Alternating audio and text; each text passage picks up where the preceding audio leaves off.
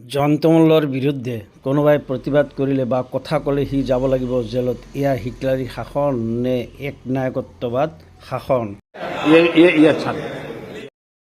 কেইজনমান বাহিৰৰ পৰা অহা মানুহে ইয়াত বামপন্থাৰ নামত নক্সালিজিম আৰম্ভ কৰিব বিচাৰিছে। মই স্পষ্ট কৰি দিছো, কালিৰ ভিতৰত নলবাৰী এৰি যাওক। এই এলেকা মোৰ, ইয়াতে মোৰহে ৰাজত্ব চলিব। মোক বাদে আৰু কাৰো ৰাজত্ব বিলকুল চুপ। যদি এৰি নাযায় লগে লগে এৰেষ্ট কৰিবৰ কাৰণে মই ইয়াৰ পৰা কৈছো, এৰেষ্ট কৰিব লাগিব। টালি টোপলা বানক আৰু ইয়াৰ পৰা আঁতৰি যাওক। এই সমষ্টিত অকল মোৰে শাসন চলিব। বাহ নলবাৰীত নক্সালবাদ আৰম্ভ হৈ গৈছে। এওঁলোকে যদি 24 ঘণ্টাৰ ভিতৰত নলবাৰী নেৰে তেতিয়াহ'লে পুলিচৰ হতুৱাই হ'লে ইহঁতক জেলত ভৰাব লাগে। একশ্যন আৰম্ভ। মল্লদা, আপোনাৰ কথাত দাম আছে দেই। কথামতেই কাম। জৈনক প্ৰশাসনে গ্ৰেপ্তাৰ কৰিলে আৰু লকআপৰ হাৱা খোৱালে। 50 बार बोल रहे हैं, पढ़ने निकले वाले छात्रों को राजनीति से दूर रहना चाहिए। हैं? अबे पढ़ाई लिखाई में ध्यान लगाओ, IAS बनो और देश को संभालो। বাহ মুঠৰ ওপৰত এওঁৰ বিৰুদ্ধে কোনোবাই যদি ইলেকশ্যন খেলে নিশ্চয় তেওঁ যাব লাগিব জেলত। এয়া গণতন্ত্ৰ নে ৰাজতন্ত্ৰ? কমচে কম আপুনি অসমৰ মুখ্যমন্ত্ৰী হিমন্ত বিশ্ব শৰ্মাৰ পৰা অলপ কিছু নীতি আদৰ্শ লওক। এয়া ৰাজনৈতিক শত্ৰু নে ব্যক্তিগত শত্ৰু? চাব, ৰাইজে নখ জোকাৰিলে নৈ বয়। मारो मुझे नहीं, ये मजाक हो रहा है। एक सेकंड यार। মই নলবাৰীৰ যোৱা 2016 চনত নলবাৰীৰ মই MLA কেণ্ডিডেট আছিলোঁ আৰু লগতে মই নলবাৰী কলেজত পঢ়া শুনা কৰিছোঁ।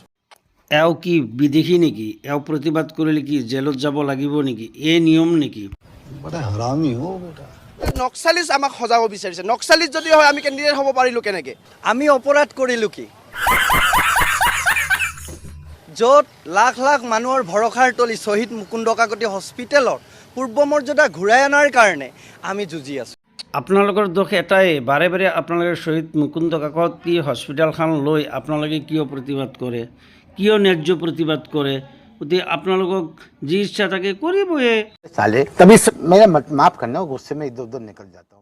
এই নলবাৰীৰ স্থানীয় মানুহ নহয় বা তেওঁলোক ইয়াৰ পৰা বহিৰাগত, এই ধৰণৰ কথাবিলাক তেওঁ ক'ব আৰম্ভ কৰিছে বা কৈছে।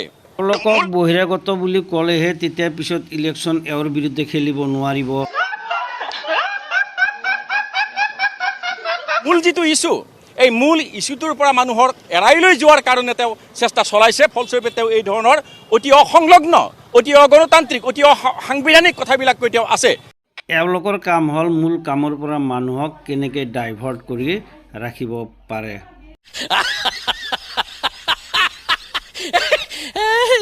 ৰাইজৰ বিপুল দাবী আছিল এইখন মেডিকেলৰ লগত যাতে দ্বিতীয়খন মেডিকেল কেতিয়াও সংলগ্ন নহয়। তাকে মানুহৰ বাক স্বাধীনতা নোহোৱা হৈ গ'লে মানুহৰ ভয় শংকা আদি বাঢ়ি গৈ আছে যেন পাইছোঁ। ঘৰুৱা বিৰুদ্ধে কিবা ক'ব পাৰিব নাই? একো ক'ব নোৱাৰে। মানুহৰ অকল ভয়ৰ ফলত মানুহৰ উশাহ নিশাহ ছুটি হৈ গৈছে যেন পাওঁ। কাৰণ সত্যৰ কথাও মানুহে ক'বলৈ টান পোৱা হৈছে। खत्म। Bye bye, tata, good bye, गया।